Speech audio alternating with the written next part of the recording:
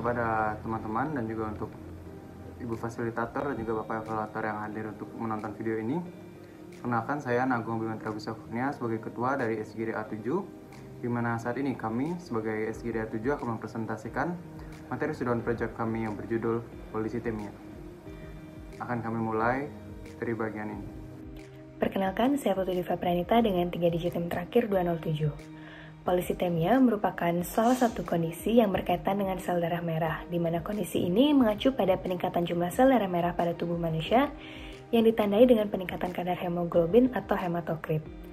Polisitemia dapat diklasifikasikan menjadi dua, yaitu spurious polisitemia dan true polisitemia.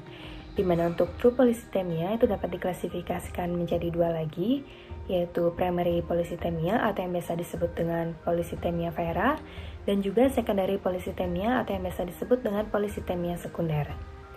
Polisitemia merupakan kasus yang jarang terjadi dengan prevalensi 22 kasus polisitemia vera dalam 100.000 populasi menurut Ma et al. Pada tahun 2008. Kasus ini umumnya sering terjadi pada orang-orang Yahudi keturunan Eropa Timur dibandingkan dengan orang keturunan Eropa maupun Asia lainnya.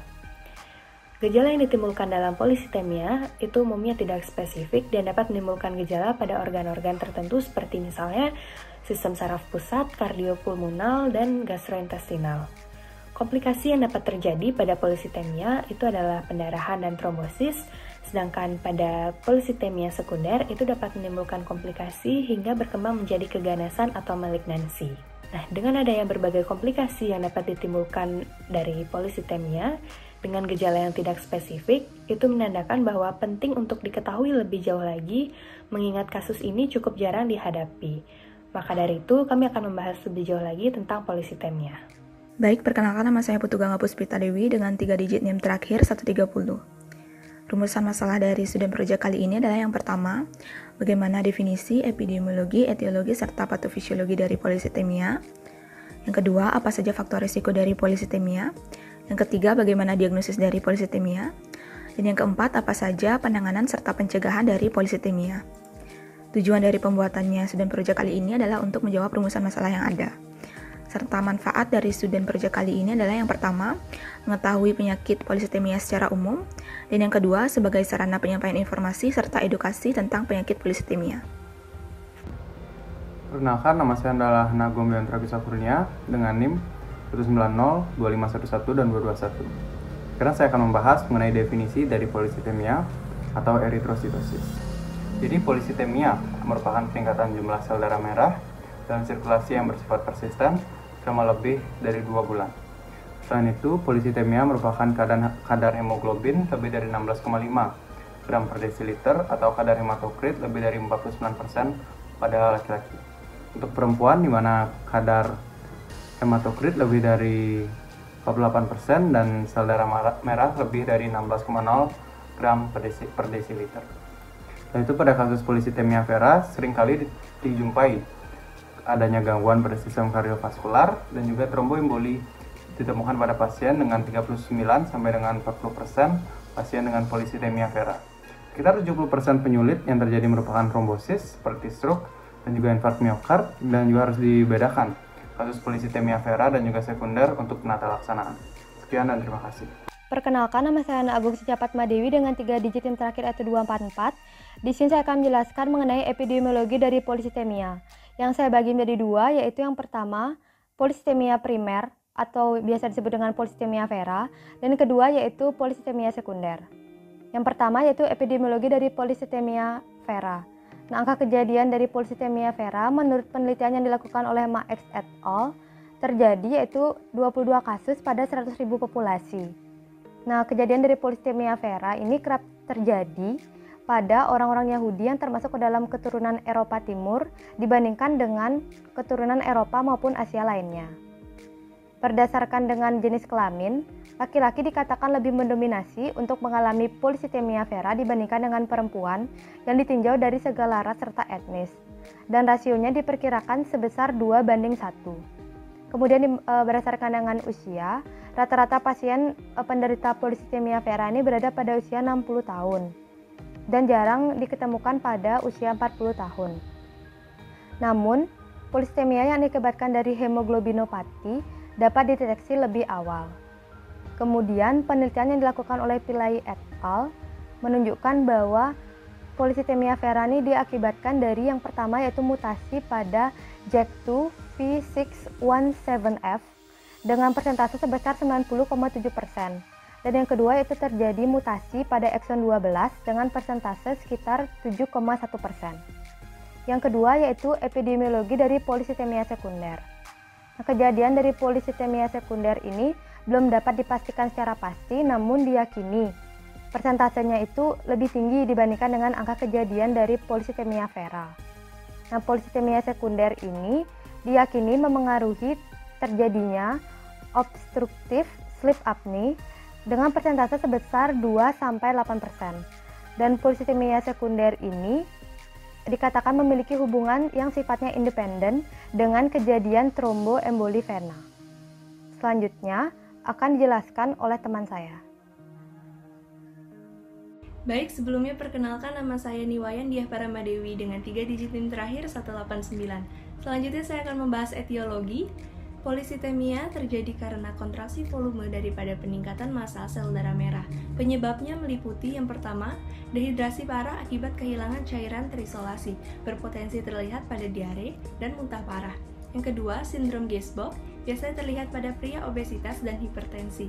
Konsumsi rokok, alkohol berlebihan, dan penggunaan diuretik juga berkontribusi.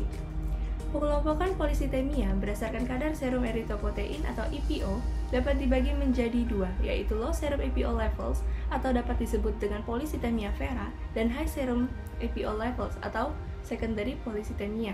Secondary polycythemia ini biasanya disebabkan karena adanya high altitude illness, adanya gangguan pernapasan seperti penyakit paru obstruksi kronik atau PPOK, dan sindrom Pickwickian.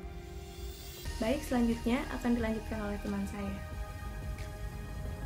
Perkenalkan, nama saya Nikade Ayu Ruwai dengan 3 digit NIM terakhir yaitu 223. Selanjutnya saya akan menjelaskan mengenai patofisiologi dari polycythemia. Peningkatan hematokrit atau sel darah merah dapat disebabkan oleh penurunan volume plasma atau peningkatan jumlah sel darah merah. Polycythemia merupakan neoplasma mieloproliferatif kronik dengan kromosom Philadelphia negatif yang menyebabkan gangguan klonal pada mieloproliferasi di sumsum tulang belakang. Proliferasi sel mieloid ini digantikan oleh proses proliferasi magnomal abnormal yang menyebabkan produksi sel darah merah tersebut berlebih. Produksi yang berlebihan trombosit pada trombositosis esensial dan fibrosis sumsum tulang belakang pada myelofibrosis primer. Selanjutnya, penelitian juga menemukan adanya mutasi somatik pada gen genus kinase 2 atau JAK2. Gen ini dapat memberikan instruksi untuk pembuatan protein yang berperan dalam proliferasi sel. Protein ini memiliki peran penting dalam mengontrol produksi eritrosit, leukosit, dan trombosit pada sel punika hematopoietik di dalam sumsum tulang belakang. Sehingga mutasi gen JAK2 ini paling sering berkaitan dengan neoplasma mieloproliferatif pada ekson ke-14 JAK2. Selanjutnya, mutasi di ekson 14 JAK2 ini sering disebut sebagai JAK2 V617V yang dapat ditemukan lebih dari 90% pada polycythemia. Sehingga sebagian kecil pasien yang mengalami polycythemia ini biasanya mengalami mutasi pada JAK2.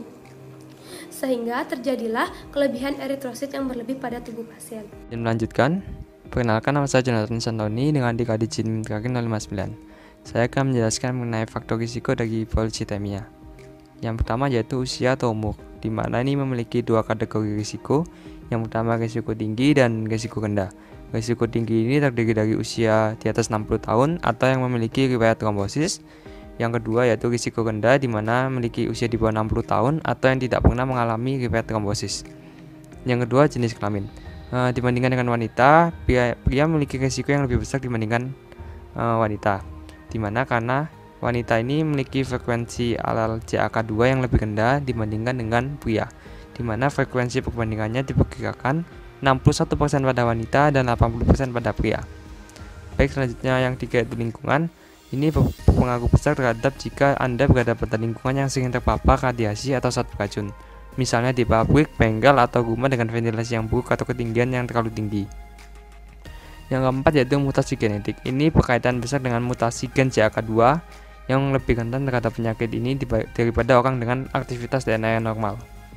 Kelima, merokok aktif. Merokok ini disebabkan karena kemungkinan ada ketidakadanya oksigen dalam darah. Sekian faktor risiko dari polycythemia. Terima kasih. Berikut adalah diagnosis dari polisitemia. Diagnosis polisitemia ditegakkan berdasarkan kriteria WHO untuk diagnosis myelofibrosis sekunder. Diagnosisnya diperlukan 3 kriteria mayor atau 2 kriteria mayor pertama dengan adanya penambahan kriteria minor. Berikut adalah kriteria WHO untuk mendiagnosis myelofibrosis sekunder. Dalam praktik sehari-harinya, polisitemia tidak mudah untuk didiagnosis. Kebanyakan penderita polisitemia datang dengan keluhan kelelahan, pusing, rasa tidak enak di perut, dan gangguan pada penglihatan, dan juga disertai eritromelalgia. Pada pemeriksaan fisik biasanya akan ditemukan adanya pembesaran hepar atau hepatomegali dan pembesaran limfa atau splenomegali. Hal ini diakibatkan oleh adanya blood clot atau gumpalan darah. Pemeriksaan penunjang polisitemia dapat berupa pemeriksaan darah tepi, hitung darah lengkap atau complete blood count, dan biopsi sumsum tulang belakang. Pemeriksaan penunjang ini berguna untuk mengetahui adanya mutasi JAK2, dan ini bisa dilakukan melalui dengan cara pemeriksaan darah tepi. Pemeriksaan darah tepi dapat membedakan polisitemia dari gangguan seperti neoplasma dan mieloproliferatif lainnya. Cara ini memiliki tingkat akurasi yang tinggi sebesar 97% dari 100%. Perkenalkan, nama saya Imadi Mulyastawa dengan 3 digit NIM terakhir 014. Di sini saya akan menjelaskan mengenai penanganan polisitemia. Meskipun polisitemia adalah penyakit kronis yang tidak dapat disembuhkan, namun penyakit ini masih dapat ditangani secara efektif untuk memperpanjang harapan hidup pasien. Pasien dengan polisitemia dikelompokkan untuk risiko trombosis berdasarkan usia dan riwayat trombosis. Pasien yang lebih tua dari 60 tahun atau yang memiliki riwayat trombosis diklasifikasikan sebagai beresiko tinggi. Sedangkan pasien yang lebih muda dari 60 tahun dan tanpa riwayat trombosis biasanya diklasifikasikan sebagai beresiko rendah. Pasien dengan polisitemia risiko rendah biasanya akan dilakukan penanganan dengan flebotomi dan menerima aspirin dosis rendah. Flebotomi atau pengeluaran darah dapat dilakukan hingga hematokrit pasien berada di bawah angka 45%, dan pemberian aspirin dengan dosis rendah, yakni 40-100 mg sehari sekali. Bagi pasien dengan polisitemia risiko tinggi, diperlukan perawatan medis untuk menurunkan tingkat hematokrit mereka secara permanen, mengurangi risiko pembekuan, serta menurunkan kebutuhan akan flebotomi. Kemoterapi sitoreduktif dianjurkan untuk mengontrol volume sel darah merah pada pasien yang tidak dapat mentoleransi flebotomi, pasien yang risiko trombotiknya tetap tinggi, atau pasien yang mengalami gejala splenomegali. Hidroksiurea merupakan obat sitoreduktif lini pertama bagi penderita dengan polisitemia risiko tinggi. Namun, jika pasien mengalami intoleransi atau resistensi terhadap hidroksiurea, pemberian pegylated interferon alfa, busulfan, dan ruxolutinib dapat difikirkan. Perkenalkan, nama saya Tata Tamas Kawinarno dengan digit NIM terakhir 036. Saat ini saya akan menjelaskan mengenai penanganan dari polisitemia. Yang pertama adalah konsumsi dari hidroksiurea yang merupakan obat antineoplastik non-alkilasi yang bersifat sitotoksik, di mana obat ini bekerja dengan cara menghambat sintesis DNA serta memicu kerusakan kromosom, serta tidak dapat digunakan pada pasien yang sedang hamil. Dosis awal yaitu 1000 mg per hari yang dapat dibagi menjadi 2 dosis. Kemudian yang kedua adalah interferon alfa. Terapi ini merupakan terapi lini kedua yang efikasinya mirip dengan hidroksiurea, namun efek toksisitasnya lebih besar dan diberikan saat terjadi reaksi alergi atau resistensi terhadap hidroksiurea. Obat ini juga dapat menurunkan aktivitas telomerase dari sel hematopoietik maligna dan non-maligna. Dosisnya yaitu 3 juta unit diberikan subkutan 3 kali seminggu. Selanjutnya adalah busulfan yang merupakan agen alkilasi yang dapat menurunkan jumlah JAK2 V617F. Dosis efektif yang dapat digunakan yaitu 2 mg per hari, namun apabila trombosit pasien turun hingga 300 kali 10⁹ per liter, dosis diturunkan dan indikasi terapi harus dihentikan apabila trombosit di bawah 150 sampai 200 dikali 10⁹ per liter. Kemudian yang selanjutnya adalah ruxolitinib, yaitu merupakan obat imunosupresif dengan menghambat JAK2. Dosis awal yaitu 10 mg 2 kali sehari, dan pasien dengan gangguan ginjal dan hati, dosis diturunkan hingga 5 mg 2 kali sehari.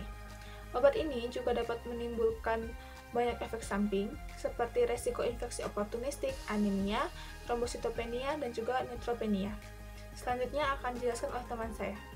Om Swastiastu, baik, perkenalkan nama saya Iwayan Siddhartha Putrayana dengan 3 digit terakhir 206. Di sini saya akan menjelaskan tentang pencegahan polistemia vera. Nah, sebetulnya pencegahan dari polistemia vera ini sendiri sebenarnya tidak terlalu rumit. Bisa dilakukan dengan kegiatan yang sederhana seperti makan makanan yang bergizi dan cukup nutrisi untuk supaya nutrisi kita terpenuhi. Yang kedua itu dalam 1 minggu minimal olahraga 2-3 kali dalam 1 minggu. Berhenti merokok untuk dapat mencegah penyakit ini, dan juga agar tidak terkena penyakit di bagian pernafasan dan paru-paru. Yang terakhir itu hindari mendonorkan darah karena ini adalah sebuah kelainan.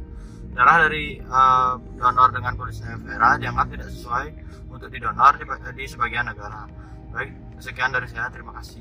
Om Santi. Perkenalkan, nama saya Aston Galiarniu dengan 3 digit NIM terakhir 164. Kesimpulan, polistemia merupakan peningkatan jumlah sel eritrosit.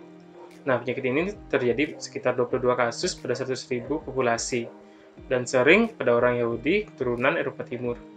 Rata-rata usia pasien yang menderita polistemia itu yaitu 60 tahun, dan rasio pasien antara laki-laki dan perempuan itu 2:1. Adanya mutasi pada JAK2 mengakibatkan adanya hipersensitivitas eritropoietin yang akan menyebabkan terjadinya peningkatan produksi eritrosit. Adapun faktor yang mempengaruhi penyakit ini diantaranya ada usia, jenis kelamin, lingkungan, mutasi genetik, dan perokok aktif. Untuk diagnosisnya, menurut kriteria WHO, setidaknya harus memenuhi 3 kriteria mayor atau 2 kriteria mayor dengan tambahan kriteria minor. Untuk penanganannya, dapat diberikan hidroksiurea yang merupakan obat sitoreduktif lini pertama bagi penderita dengan polistemia vera risiko tinggi. Nah, jika terjadi intoleransi atau resistensi terhadap hidroksiurea, perlu dipikirkan pemberian obat lini kedua, yaitu pegylated interferon alpha, busulfan, ruxolitinib, dan dengan menjalani pola hidup sehat, diharapkan dapat membantu untuk mencegah penyakit polistemia ini. Sekian, terima kasih. Sekian dari presentasi kami. Apabila ada pertanyaan, mungkin bisa ditanyakan langsung kepada kelompok kami. Mohon maaf apabila ada kesalahan. Sekian dan terima kasih.